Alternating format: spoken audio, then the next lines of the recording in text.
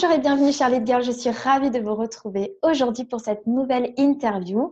Je vous présente Frédéric Châtaignier. Merci Fred d'avoir accepté l'interview. Merci à toi, Manon. Avec grand plaisir. Du coup, on va parler aujourd'hui, vous connaissez peut-être Frédéric Châtaignier sur un autre angle, notamment sur la nutrition, l'équilibre alimentaire. Mais aujourd'hui, on va plutôt l'interviewer sous un autre angle, c'est-à-dire son parcours entrepreneurial depuis 20 ans. Et elle a beaucoup de choses à nous raconter, des clés, des astuces pour nous aider aussi à comprendre comment on peut, du coup, garder cette ligne de conduite et puis faire grossir son entreprise depuis tant d'années. Donc, Fred, si tu es d'accord, on va plutôt parler de ça aujourd'hui avec toi. C'est OK ? Avec grand plaisir. Super.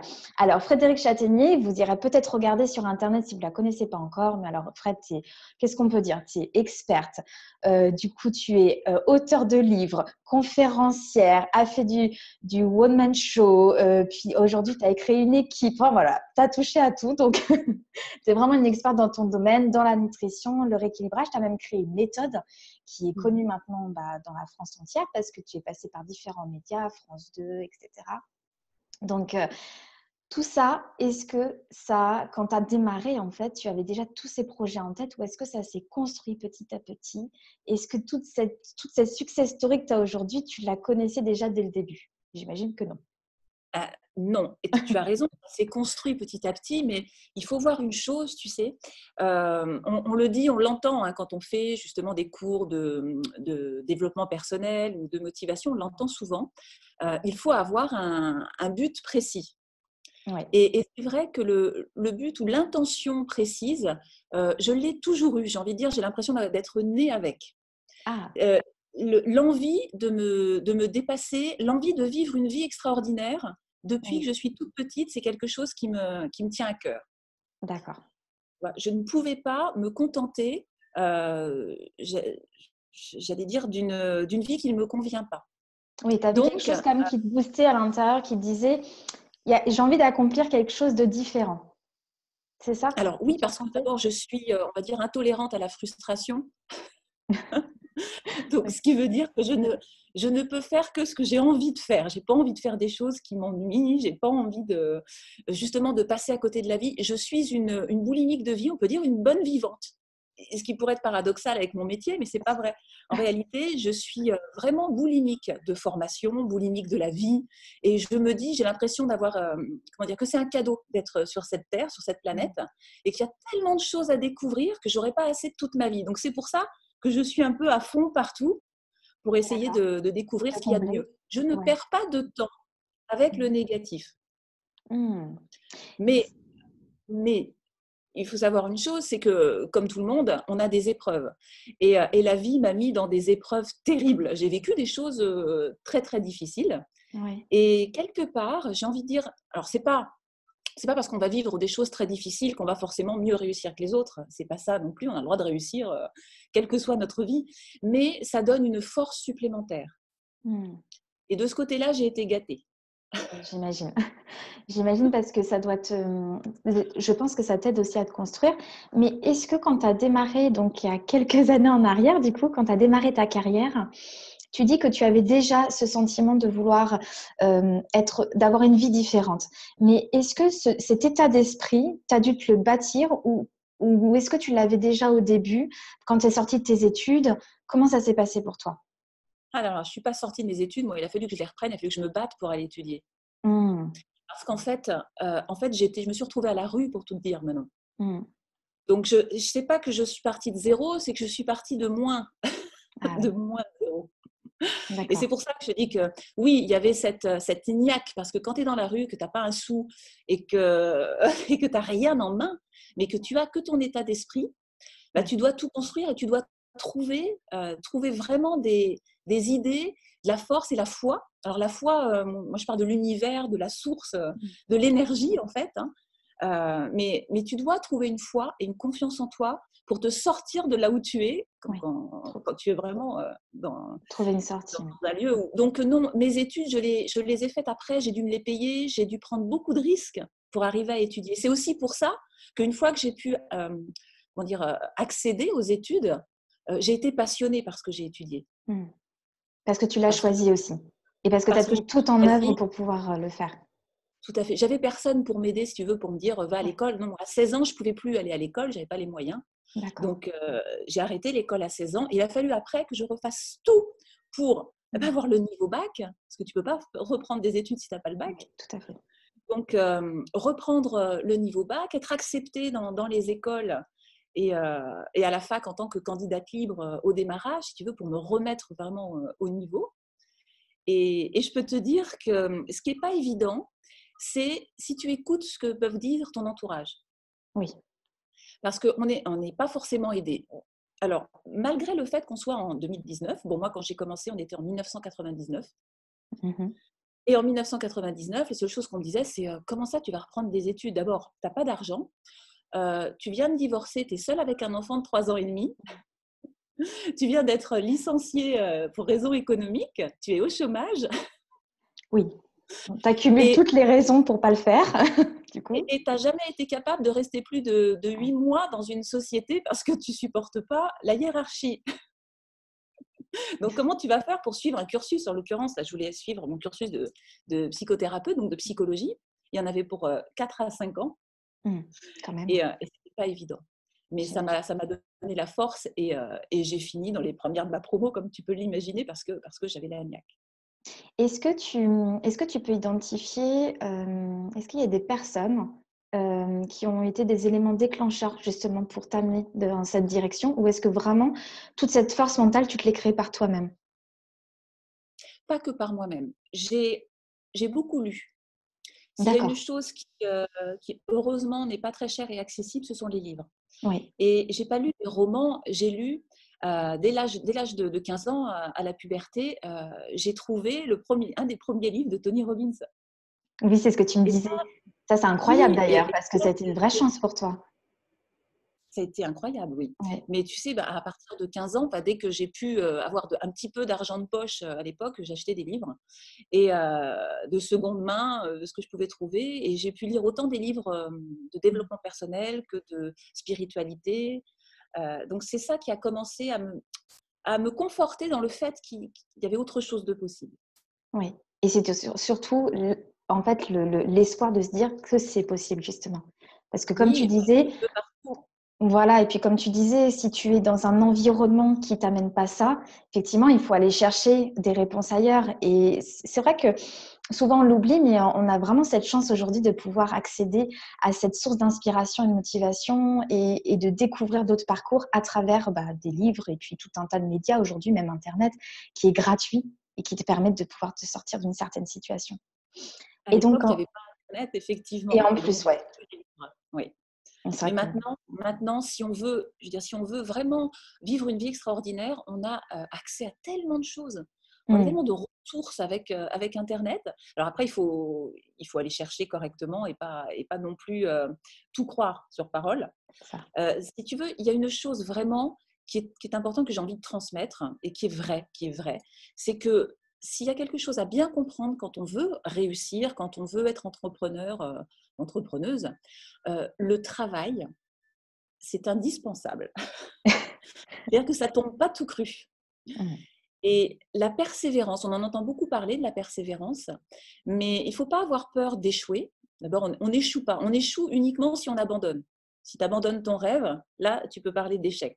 C'est ça. Mais quand tu échoues, enfin quand tu as des épreuves difficiles, quand tu fais des erreurs et que tu remarques que tu n'as pas la réussite au bout de ce que tu avais commencé à entreprendre, c'est là où il faut simplement réfléchir, te dire c'est une épreuve qui te dit que tu vas peut-être pas sur la bonne route, que tu as des choses à revoir. Et la persévérance, c'est effectivement te relever, réfléchir et continuer en fait, et redonner de toi, travailler. Travailler, c'est pas forcément péjoratif et laborieux dans le sens du terme.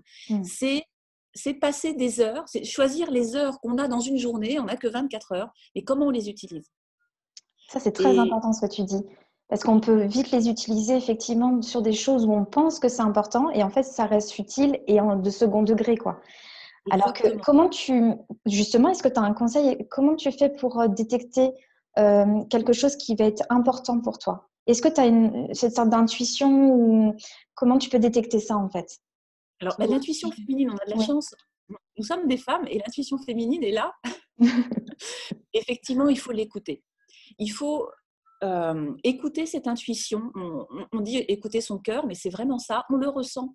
Si quelque chose fait battre mon cœur, je sens que ça me fait vibrer positivement, qu'il y a un appel, je me dis, bon, là, il faut que j'aille voir de ce côté-là. Si je ressens que, au contraire, une personne ou un sujet ou quelque chose me met mal à l'aise, je n'y vais pas. Je ne vais pas perdre du temps avec des choses négatives ou avec des personnes toxiques. J'en ai rencontré, hein. Parfois, on va dans le mur, on y va quand même. Hein. Au démarrage, on ne sait pas, on dit tiens, quelqu'un me tend la main. Oui. Et au final, non. Au Oui. final, non, c'est pas inattendu. Et parfois, en plus, tu Donc, mets plusieurs années peut-être à t'en rendre compte. Donc, c'est ça aussi le jeu de la vie qui n'est pas évident parce que justement, il faut arriver peut-être à détecter ça assez rapidement pour ne pas perdre de temps et arriver à retrouver son chemin. Donc, je pense que c'est pas forcément facile tu à… sais, je suis une personne très connue qui s'appelle Greg Braden, par exemple, qui est un scientifique, anthropologue enfin, extraordinaire. Et il dit qu'une femme, en fait, sait les choses en moins de 30 secondes. Ah ouais. Le souci, c'est que souvent, elle ne s'écoute pas parce qu'on lui fait croire… Ah, il y a des moustiques. On lui fait croire qu'elle n'est pas à la hauteur ou qu'elle n'a pas forcément la valeur qu'elle a réellement. Et donc, on va avoir des intuitions comme ça premières, mais on ne va pas forcément les écouter en se disant « Oui, est-ce que c'est réel? Est-ce que c'est moi qui délire? Et on se sous-estime beaucoup, en fait. C'est Et le vrai. fait de se sous-estimer fait qu'on ne va pas forcément écouter son intuition et ses sensations premières. Alors qu'on sait tout de suite. On sait tout de suite quand on rencontre une personne ou quand on va vers un objectif ou sur un sujet, si c'est vraiment là où il faut aller ou pas. On le sait, mais il faut l'écouter. Pour ça, il faut surtout être honnête avec soi-même, en fait. Oui, c'est vrai, c'est pas évident. Non, c'est pas forcément évident parce qu'encore une fois, ça veut dire ne pas écouter l'entourage. N'écouter que sa petite voix intérieure, ses envies, ses besoins profonds. Tout à fait. Et effectivement, ça prend du temps, hein, on se construit et on passe par des étapes où il ne faut pas avoir peur de tomber, il ne faut pas avoir peur de faire des erreurs. En fait, c'est surtout ça. Souvent, on a peur de prendre des risques à tout niveau. Oui. Mais pour arriver, si tu veux, au niveau que j'ai on peut dire la chance, entre guillemets, parce que pour moi, ce n'est pas de la chance, ce sont des choix et du travail. Mais pour en arriver là aujourd'hui, j'ai pris beaucoup de risques. Autant des risques, on va dire, financiers. Bon, comme je te le disais, je suis partie de rien, j'avais rien, donc il a fallu que j'emprunte. Oui, est-ce que tu peux par exemple, nous partager, je ne sais pas si tu as en tête 3 gros risques que tu as pris dans ta carrière, dans toutes ces années. Est-ce que tu arriveras à nous les partager ou pas? Oui, alors, comme je te disais, déjà, il a fallu que j'emprunte de l'argent à la banque pour pouvoir faire mes études. Et ce n'était pas gagné. Et j'ai pris un risque pénal. D'accord. C'est énorme. Parce que quand tu es au chômage, que tu es divorcé, avec un enfant de 3 ans et demi, comment tu empruntes à la banque? C'est compliqué. Tu ne peux pas. Tout à fait. Donc, j'avais un défi là, en me disant, je prends un gros risque. Bon, alors, il y a prescription, hein, ça fait plus de 20 ans, donc je peux le dire maintenant. Mais il a fallu que je falsifie une feuille de paye. Oui. Pour pouvoir… C'était le seul moyen de m'en sortir, si tu veux. Et je me suis posé la question, je me suis dit, écoute, c'est un risque à prendre qui ne fait de mal à personne. Je ne mets en danger personne si ce n'est moi. Et est-ce que je suis suffisamment, j'allais dire, douée en informatique pour faire en sorte que ça passe?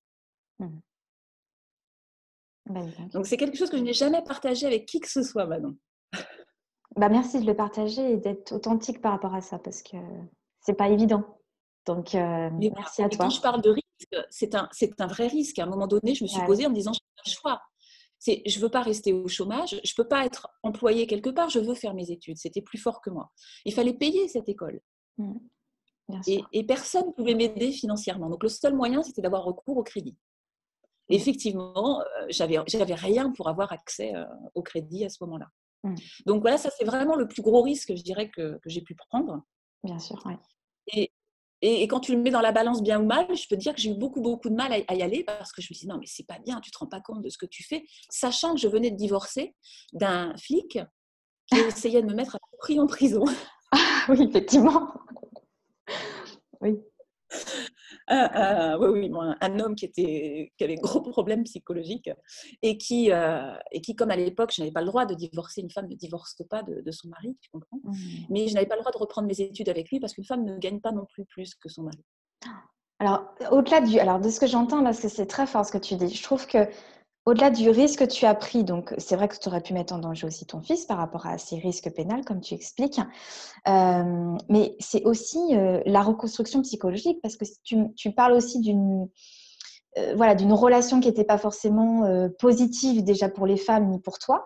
Mais alors, prendre des risques, se remettre dans des études, affronter l'environnement, garder en tête son rêve et en plus se reconstruire en se disant c'est possible pour une femme, je pense que ça devait être pas évident. Non, c'était loin d'être évident. J'étais Oui. dans un état d'esprit de guerrière.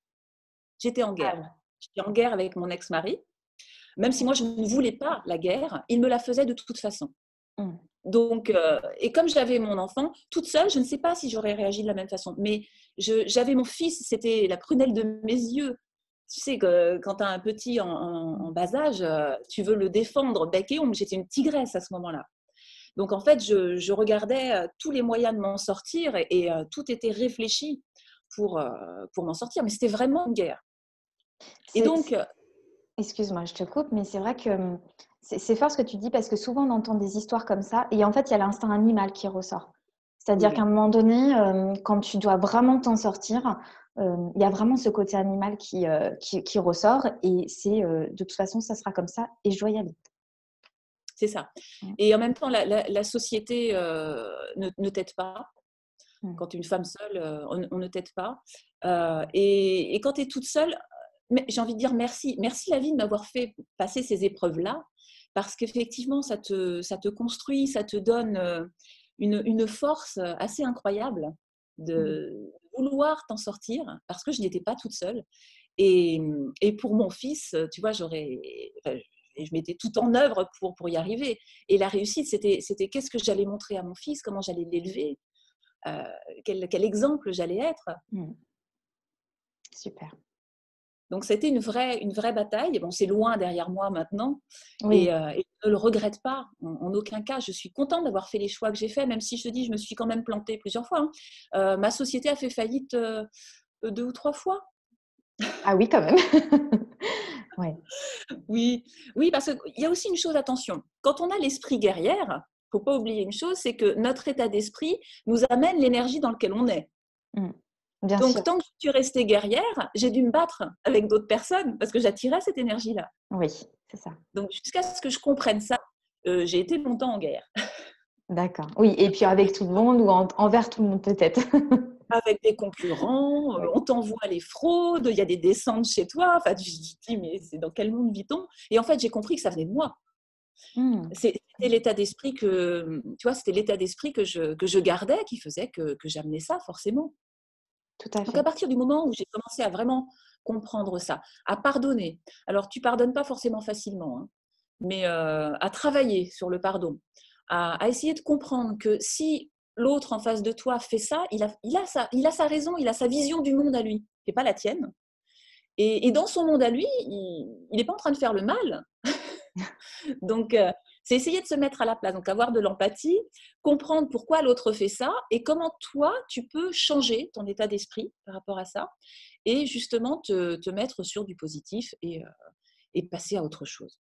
Donc, c'est vrai que d'avoir fait aussi les stages d'Anthony Robbins, entre autres, Oui, ça m'a beaucoup, beaucoup aidé. Bon, bien lui sûr. aussi, hein, il nous incite beaucoup à avoir de Oui, l'énergie, à se donner énormément c'est sûr. et à travailler et à partir, j'allais dire, plus en guerre contre ces mauvaises habitudes personnelles. Et tout ça, ça m'a aidé à prendre conscience que je devais changer ma façon de penser, ma façon de réfléchir aussi. Et puis à choisir l'énergie positive, à choisir la paix, la sérénité. Et ce qui est le cas aujourd'hui, effectivement, plus tu choisis une énergie, plus elle est abondante autour de toi. Ouais, c'est sûr. Et donc, j'imagine que ça, comme tu dis, donc pendant plusieurs années, tu étais dans cet état d'esprit de guerrière. Parce que mine de rien, tu as quand même une grosse réussite parce que quand même, quand on regarde en vue haute comme ça de ton parcours, aujourd'hui, c'est vrai que tu as mis sur pied beaucoup, beaucoup de projets. En plus, tu es quelqu'un qui construit beaucoup de projets et qui a beaucoup d'idées. Donc, ça va vite aussi, ça fuse les idées. Comment tu peux distinguer de la bonne ou de la mauvaise idée? Parce que je pense que le souci de l'entrepreneuriat aussi, c'est qu'on imagine beaucoup de choses. On a envie d'entreprendre beaucoup de choses, mais au final, il faut faire des choix et puis surtout, il faut rester concentré sur une seule idée ou un seul projet à la fois pour qu'on puisse l'amener jusqu'au bout. Comment toi, tu as su détecter le bon filon à chaque fois? Alors, même si tu as eu, comme tu expliques, des défaites ou en tout cas des faillites sur certaines entreprises, mais là, sur les derniers projets que tu as eus, par exemple la méthode Châtaignier que tu as créée, c'est quand même quelque chose qui a rencontré du succès. Donc, comment tu as réussi à sentir ce truc qui va fonctionner par rapport à d'autres Alors, idées que tu as peut-être en tête, hein? ah oui, j'ai eu plein d'idées qui n'ont jamais marché, hein, maintenant. Bah oui. C'est un peu le souci de Mais l'entrepreneuriat d'ailleurs. On a beaucoup, beaucoup d'idées, mais après, il faut savoir les mettre en place et puis que ça fonctionne. on peut se les faire voler aussi. Ah oui, effectivement.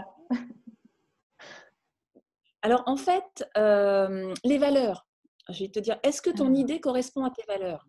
Première chose, Mm. l'intention. La méthode Châtaignier, c'est moi, en fait. C'est pas, j'allais dire, c'est en même temps un produit et une marque, mais ce sont mes valeurs que je Mm. diffuse et que je transmets. Donc aucun risque. Mon intention, je la connais, elle est vraiment à viser de changer le monde de la santé. Elle est vraiment, je dirais, positive et faite avec amour. Donc, je ne peux pas me planter. Mm. Ensuite, autour de ça, je dirais ça, c'est le projet qui va perdurer, qui durera bien au-delà de moi. Et j'en suis ravie parce que je sais que ça y est, c'est lancé. Et Bah maintenant, oui. ça permet de changer la vie des gens et du coup, c'est gagné, j'ai envie de dire. Mais au-delà de ça, autour de ça, il y a effectivement des projets qu'on peut mettre en place en disant bah, ça peut aider par rapport à ceci, à cela, etc. La première question, c'est est-ce que ça correspond à mes valeurs Mm. ou si c'est utile et que ça ne correspond pas à ma valeur profonde, est-ce qu'il y a un moyen de changer la façon dont on peut amener ce projet-là tout en y mettant plus de valeur, enfin plus de valeur, plus de, oui, je vais dire plus d'amour ou plus de féminin, parce que je luttais beaucoup à un moment donné contre les projets commerciaux. C'est-à-dire Mm. que dès que l'intention était faire de l'argent ou être à but commercial, ça ne me plaisait pas. Parce que c'était à l'encontre de ma valeur principale, si tu veux. Mais quand tu es entrepreneur, si à un moment donné, tu n'as pas un projet commercial, ben, tu te plantes. Et c'est ce qui m'est C'est ça. arrivé. Je me suis plantée financièrement puisque je ne voulais pas cette valeur commerciale qui, je pensais justement, n'était pas l'une de mes valeurs. Et en réalité, je me trompais totalement parce que l'argent n'est pas une mauvaise énergie. C'est ce que tu peux en faire après Tout avec. à fait. Donc l'intention première, elle est là. Et effectivement, quand tu es entrepreneur, il faut bien que tu aies un chiffre d'affaires, il faut bien que tu aies une entreprise qui tourne, des employés. Enfin, je veux dire, c'est dans cette société-là, on n'a pas vraiment le choix encore, on ne travaille pas avec le troc. Donc l'aspect financier est un aspect qu'on ne doit pas ni mépriser, ni mettre de côté, dire moi, c'est pas mon truc. Je disais, ah non, moi, la comptabilité, c'est pas mon truc, j'ai horreur de ça, etc.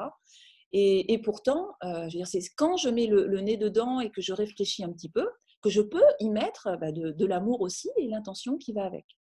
Ah, super. Mais tu as mis le doigt vraiment sur beaucoup de choses, je trouve, là, dans ce que tu viens de dire. Les valeurs, notamment, de ce que j'ai retenu. Et c'est vrai que peut-être, enfin, c'est même pas peut-être, mais je vous recommande fortement de les identifier avant même de commencer quoi que ce soit. Parce que c'est très important. On n'a pas tous les mêmes valeurs. Donc, de bien identifier ses propres valeurs pour pouvoir avoir une ligne directrice. Je pense que c'est plutôt ça. Et pas, du coup, se laisser envahir peut-être par les idées et les énergies des autres qui finalement ne sont pas les nôtres. Et donc, voilà, qui peut causer problème par la suite parce que finalement, on n'est plus aligné avec ce qu'on fait. Donc, je pense que c'est vraiment le premier point que tu disais. Et deuxième point, j'aime beaucoup quand tu as dit par rapport au point sur l'argent. Effectivement, les femmes et l'argent, souvent, c'est quelque chose de compliqué quand même. Comme Oui. s'il y avait ce côté où on n'ose pas, on mérite peut-être pas de gagner, ou voilà, cette peur à l'argent. Et c'est vrai que tu as mis le point dessus et je trouve ça hyper intéressant parce que comme tu dis, en tant qu'entrepreneur, il faut faire aussi, c'est un business à créer. Donc, je pense qu'il faut pas avoir peur, pas le négliger et de l'accueillir. Mais ça, c'est encore un autre travail, j'imagine, à accomplir pour pouvoir accepter de faire financer ses produits ou en tout cas de trouver le bon équilibre financier aussi avec ça. Oui, et tu as raison. Personnellement, c'était une croyance limitante que j'avais qui m'a beaucoup Mmh. posé problème à une époque, hein. Parce que j'avais, pour moi, l'argent avait une connotation vraiment négative. Oui, d'accord. Et tu vois, et les personnes qui gagnaient beaucoup d'argent n'étaient pas forcément des personnes bien. Donc, Mmh. comment je fais si moi je veux être une personne bien et en même temps avoir suffisamment d'argent pour que mon business fonctionne? Ça n'allait pas du tout ensemble. Oui, tout à fait. Mmh. Ça m'a demandé un gros travail, beaucoup d'efforts pour comprendre que c'était une énergie qui pouvait être extrêmement positive et qu'on pouvait aider les gens. Plus on a d'argent, plus on peut faire aussi d'actions humanitaires. Donc Mmh. tout ça mis bout à bout, je me suis dit, mais effectivement, il faut que j'accepte que la méthode Châtaignier puisse être aussi un produit Un commercial. produit. Mmh. Voilà, que je puisse ouvrir mon capital. C'est ce que j'ai fait d'ailleurs, vendre au départ pour avoir de la trésorerie, pour pouvoir faire ce que je veux, et avec la vision. La vision à long terme est très importante. C'est qui est-ce que je veux devenir et comment je vois justement mon business à long terme et qu'est-ce que ça va apporter au monde. Mmh, c'est intéressant ce que tu dis, oui. Donc c'est vrai qu'il y a une énorme énergie féminine dans ce que je fais, puisque je te dis encore une fois, le but c'est changer le monde avec amour. C'est très utopique, hein, mais ça me fait vibrer et ça met justement une belle énergie autour de tous les projets que je peux avoir. Et du coup, ça me réussit. Ouais, super. Depuis que j'ai réussi à mettre en place cette énergie-là, ces Et donc, sensations est-ce nouvelles. que justement cette énergie-là, est-ce que tu crois que c'est le tremplin qui t'a permis d'accéder du coup à des médias de type France 2, de pouvoir passer à la télé, de pouvoir commercialiser ton produit et le faire connaître à grande échelle au niveau national? Est-ce que tu penses que c'est grâce à cette énergie ou est-ce qu'il y a d'autres choses que tu as dû mettre en place pour pouvoir du coup commercialiser ton produit de cette manière? Alors, il y a un peu de ça. Et il y a aussi affronter la peur, parce qu'à un moment donné, je me suis dit, si je deviens visible, si tu veux, je peux re-rentrer en guerre, hein, forcément, parce qu'à un moment donné, si tu t'exposes, tu t'exposes à tout, hein, à ceux qui t'aiment et à ceux qui ne t'aiment pas, à tes détracteurs Mmh. aussi. Donc, ce n'est pas forcément évident, il faut y réfléchir. Et la deuxième chose, c'est l'investissement, encore une fois. Alors, euh, l'investissement financier, parce que tu ne passes pas sur les médias comme ça, c'est eux qui choisissent, ce n'est pas toi qui choisis, à Mmh. moins d'avoir 400 000 euros à dépenser sur TF1 pour 3 semaines, OK. ce que je n'avais pas. Donc, la question a été effectivement, est-ce que je suis prête à être une personnalité publique et à affronter, s'il y a besoin, justement des détracteurs. Parce que Mmh. tu sais, au fond de chaque femme, il y a cette petite fille qui a peur de ne pas être aimée, alors forcément de ses parents, mais des autres aussi, et on se soucie beaucoup de ça. Et Tout dès à que fait. tu es visible, tu t'exposes en fait aux critiques négatives, à des choses très, très futiles. Et en fait, il faut juste passer au-dessus. Alors, regarde par exemple le parcours d'Oprah Winfrey m'a beaucoup Oui, inspirée. bien sûr. Oui. Voilà, je m'identifie beaucoup je dirais, À à ce elle. Mmh. type de personnage parce que c'est pareil, quoi, ça donne une force. Et peu importe si on te dit, tu sais, j'ai entendu beaucoup avant, donc dans mon autre vie passée, si tu veux, j'ai été chanteuse. Mmh. Et on me disait, tu n'as pas le physique, Frédéric. Ah oui, d'accord. Tu vois, tu as la voix, mais tu n'as pas le physique. Et donc, j'ai beaucoup été critiquée sur mon physique, maintes et maintes reprises. Donc, j'ai toujours cru que j'étais moche. Tu vois, Mmh. cette croyance limitante aussi. Et donc, toutes ces croyances fait que je me dis, mais attends, tu vas arriver sur des plateaux de télé, parce qu'on a fait M6 aussi, hein, 100% Mag. Oui. Mmh. Donc, est-ce que tu es prête à endurer les critiques? Et là, et en fait, si tu prends du recul, et c'est pour ça que je fais de l'humour aussi, et que justement, tu fais de l'autodérision, tu crains plus rien. Oui, si tu veux dire si oui, voilà, si tu prends les choses avec recul, Oui, bien tu te sûr. prends plus au sérieux. Mais comme tu dis, ça doit être, c'est un vrai travail, hein, parce qu'au final, il faut arriver à se dissocier de ses propres émotions et de voir les choses avec, vue d'en haut, quoi, en fait, hein, avec beaucoup plus de Mes études en psychologie m'ont mmh. beaucoup aidée, puisque du coup, j'ai bien compris si tu veux, c'était surtout le regard que j'avais sur moi-même qui comptait. Et le Mm. fait de m'accepter telle que je suis, si moi je m'accepte telle que je suis, moi je me sens bien dans mon corps, dans ma peau et dans la personne que je suis, mais les autres peuvent dire ce qu'ils veulent, ça ne m'atteint pas. Et au-delà de la peur du succès, c'est qu'il faut prendre la parole en public ou Mm. devant les caméras. Et pire, j'ai fait pire que ça. Ma première conférence, j'avais une assemblée de médecins en face de moi. Alors, comment te dire, j'ai fait beaucoup d'années d'études. J'ai fait autant d'années d'études qu'un médecin, mais je ne suis pas un médecin.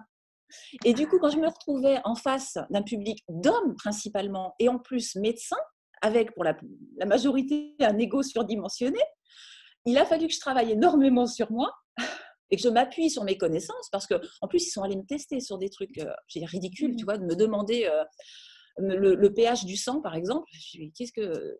Tu vois, c'est des petites choses. Heureusement que je pouvais répondre, parce qu'effectivement, il a fallu en fait que je prouve, si tu veux, que j'avais les connaissances pour être là où j'étais. Et à la même hauteur qu'eux. Voilà, c'est ça. En leur Égal. expliquant, je n'ai pas choisi la fac de médecine, mais j'ai choisi des études qui ont autant de valeur. Ouais. Ça, c'est pas évident à faire passer. Bon, et après, j'ai été me faire former aussi. J'ai été formée par des médecins, et ça m'a beaucoup aidée. Bien sûr. Oui, parce qu'à un moment Mais donné aussi, il y a une expertise à développer quand même. Et pour pouvoir aussi être à l'aise dans son domaine, ça c'est sûr. Mm. tu sais, ce que j'ai entendu dire, et c'est vrai, je crois que c'est Robbins ou Napoléon Hill qui dit ça, c'est que pour devenir expert, il faut travailler 10 heures par jour minimum pendant 10 ans sur son sujet. Voilà, oui. Mm. C'est ça, les 10 000 heures, les fameux 10 000 Voilà. heures. Et Mm. maintenant que ça fait 20 ans que je suis dessus, c'est bon, je maîtrise. Voilà, et puis tu peux le revendiquer d'ailleurs. Tu es experte. Mais c'est vrai que c'est pas évident parce qu'il y a une déstabilisation. Et puis surtout, peut-être que tu as eu aussi peut-être ce syndrome de l'imposteur à un moment donné. Se dire, mais attends, j'ai peut-être pas les diplômes que tout le monde a, donc comment je vais faire pour me faire reconnaître par rapport à ce que je sais? Complètement, oui, oui. Mm. Surtout au démarrage. Au démarrage, la Bah oui. première fois que j'ai ouvert mon cabinet, j'emmenais pas large en fait. C'est ça. Donc là, bien s'entourer, j'imagine, fait partie aussi des clés de la réussite de son activité. Ça, c'est Oui, pareil. Est-ce que l'intuition du début peut être du coup une vraie clé de savoir est-ce que ça va bien se passer? Est-ce que je le ressens bien? Est-ce qu'on va pouvoir faire une collaboration ensemble? tu sais, c'est compliqué. J'ai failli m'associer plusieurs fois et plusieurs fois aller dans le mur. Ah, Des partenaires qui ont essayé de profiter de la poule aux œufs d'or, comme on peut dire. mm. Et ça a été très, très compliqué. Il a fallu vraiment bien réfléchir, faire intervenir des médiateurs parfois pour que les séparations se passent bien. Enfin, ça a Ah été oui, assez compliqué. Et, effectivement. et donc, c'est pas du premier coup. C'est pas du premier coup et c'est pas forcément évident de s'entourer des bonnes personnes. Quand le moment, encore une fois, tu vois, quand j'ai vraiment compris une chose, c'est-à-dire que euh, tu dois travailler avec des gens en qui tu as toute confiance. C'est pas facile à trouver forcément. Mm. Et ça se construit aussi la confiance. Mm. Ça se construit quelque part, chacun doit faire ses preuves, je dirais, dans cette Oui. confiance et dans cette amitié qui se met en place. En fait, je ne travaille qu'avec des gens avec qui je suis amie. Mm. Oui, c'est important ce que tu Et, dis. Mm.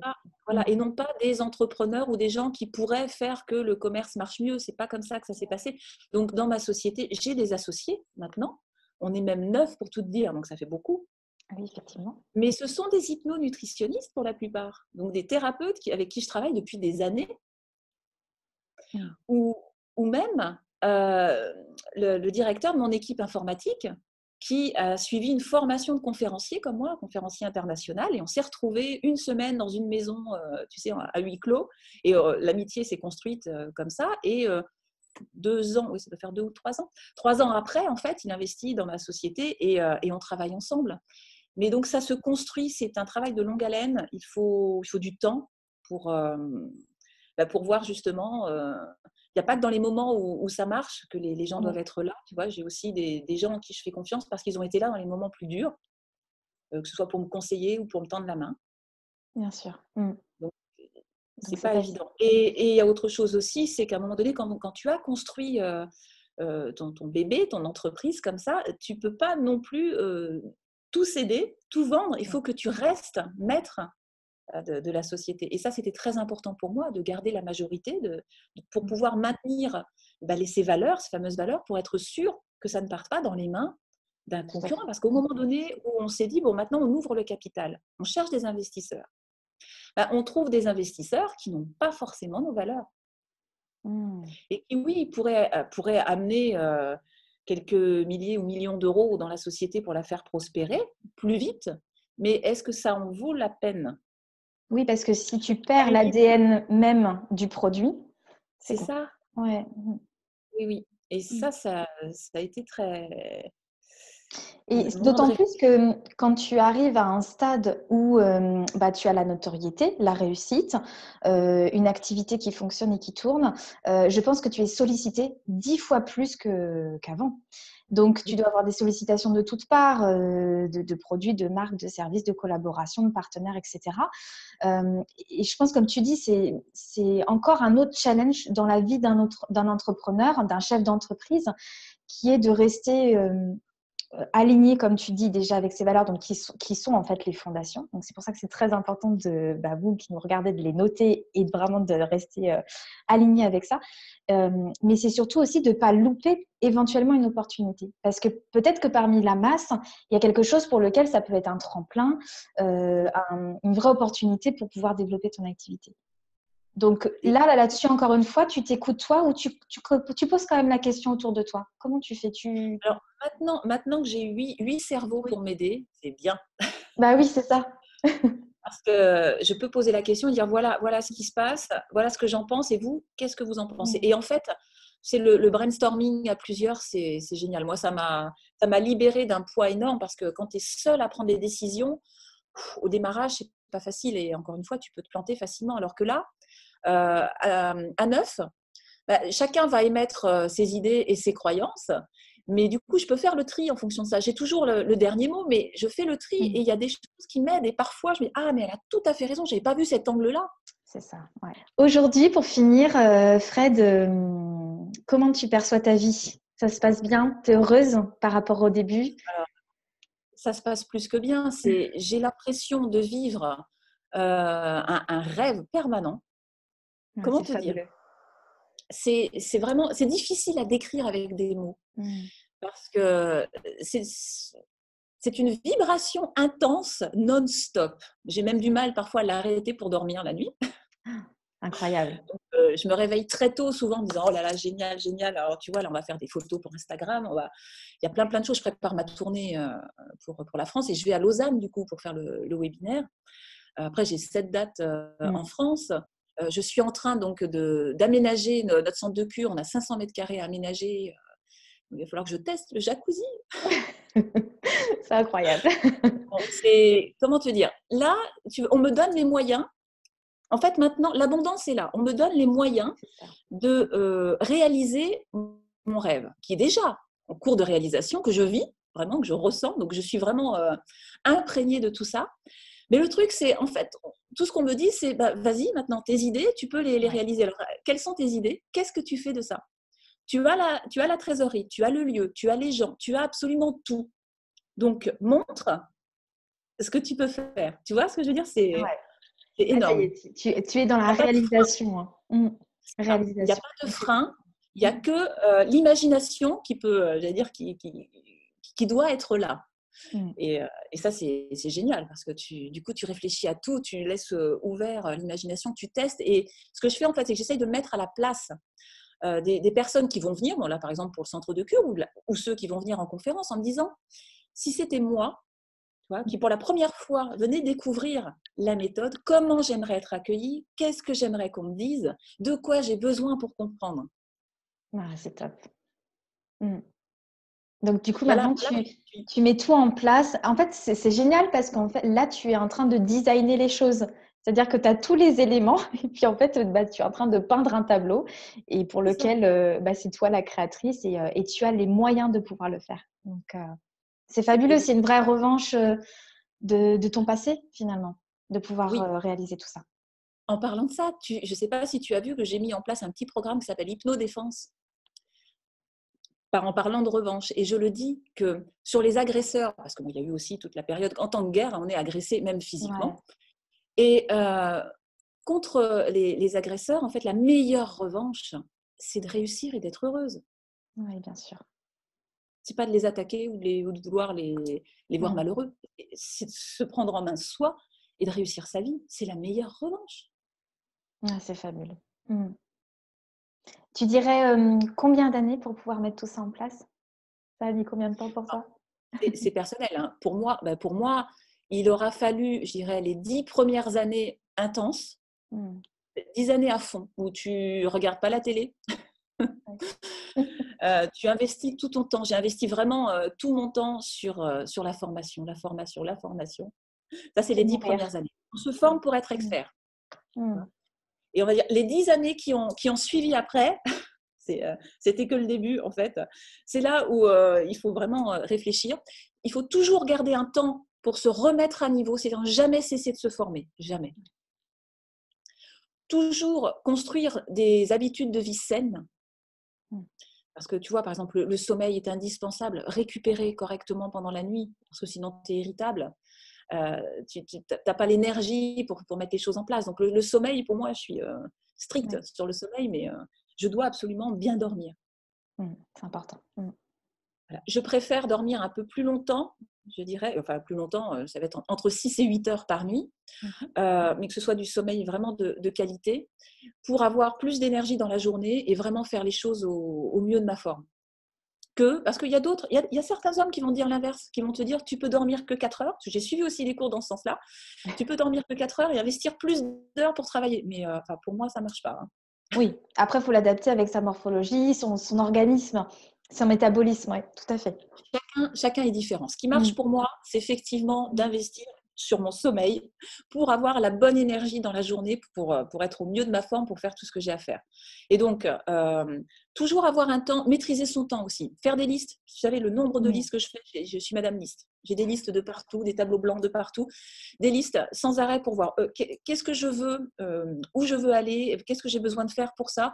Et du coup, si tu veux, tu vois, tu as la montagne, mais ensuite tu vois le chemin et tu vas regarder toutes les petites plantes qu'il y a autour du chemin. Donc, c'est tout construire, le but final, et puis toutes les étapes en amont. Et aujourd'hui, du coup, qu'est-ce que je dois faire précisément pour arriver là? Donc, c'est très important. Tous les jours, c'est regarder mes listes, où j'en suis, qu'est-ce que je dois faire. Je ne dois rien oublier. Alors, c'est un travail intense, hein, mais aussi avoir des moments pour soi. Donc, comme je te le dis, je teste aussi le sauna infrarouge. Et bientôt le jacuzzi qui va arriver. Donc, j'ai toujours des temps. Maintenant, je profite, j'optimise. Alors, je médite dans le sauna. Oui. C'est une bonne stratégie. J'ai la chaleur infrarouge, parce que ce n'est pas le sauna classique. Hein. Donc là, c'est bien, c'est bon pour la circulation sanguine. Donc pour moi, c'est top. J'ai la musique. Donc, je mets, en plus, hein, j'optimise, je mets de la musique en 432 Hz pour avoir la guérison pour les cellules, ou alors les bols tibétains, en fonction de mon envie. Et je médite pendant que je suis dans le sauna. Donc, j'optimise, je fais tout d'un coup, hop, j'ai mon moment pour moi. Et on a toujours besoin de distraction. Enfin, je veux dire, on est des êtres humains aussi. Il y a un moment où le cerveau chauffe et on est plus productif parce qu'on a trop donné. Tu sais, quand ça m'arrive de faire 12 heures non-stop de travail intensif, que ce soit sur l'ordinateur, etc. S'il y a des choses que je suis la seule à pouvoir faire, ou même quand j'écris un livre, c'est pareil, parfois c'est non-stop. Et à un moment donné, je me dis, bon, là, c'est le moment où il faut que je me vide la tête. Et dans ces cas-là, c'est Netflix qui m'aide. C'est pas la télé. Alors, la télé, les informations, je ne suis plus rien. Je n'ai même pas la télé française, donc je ne suis pas du tout au courant. En revanche, je prends Netflix et je prends souvent une série. Et tu t'évades avec. Et je m'évade avec. Et une série qui me permet d'avoir, si possible, la bonne énergie. Oui. Alors, parfois j'ai ce besoin, tu sais, de revanche, justement, la guerrière en moi, donc qui va regarder la série. Donc, j'ai des cartels de drogue en ce moment, donc je les regarde comme ça permet si tu veux, de libérer cette partie de moi et d'être complètement sereine dans ma vie. Et je le laisse à l'imagination extérieure. D'accord. Ou alors, ça va être des choses très, très romantiques pour bien me vider la tête et pour me reconnecter à mon énergie féminine. Et justement, en parlant de ça, pour terminer l'interview, vu qu'on parle entre femmes et qu'on est avec donc des lead girls, quel est pour toi l'atout? Est-ce que tu pourrais définir un atout ou une clé, peu importe, 100% féminine qui va pouvoir aider une femme entrepreneur, en tout cas qui toi t'a aidé dans ta vie dans ta carrière, quelle serait-elle? L'atout ou la clé ou une valeur ou quelque chose qui est 100% féminin? Ah, c'est alors comme j'ai pas envie de, j'allais dire de dire quelque chose qui soit difficile à comprendre. Hem, moi, c'est une croyance qui me maintient, si tu veux. C'est une croyance spirituelle. Mmh. C'est-à-dire, je crois profondément qu'on est plus que ces petits amas de chair.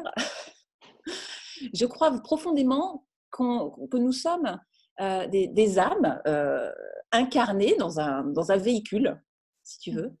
Et l'atout principal, c'est que cette âme qui est féminine, je ne sais pas si elle a justement, je dirais, plus d'énergie féminine que masculine quand Mmh. elle est hors de mon corps, hein. Pas forcément, je pense qu'il y a un équilibre. Mais je pense que cet esprit, cette âme, on va dire, qui est incarnée en moi, elle est immortelle.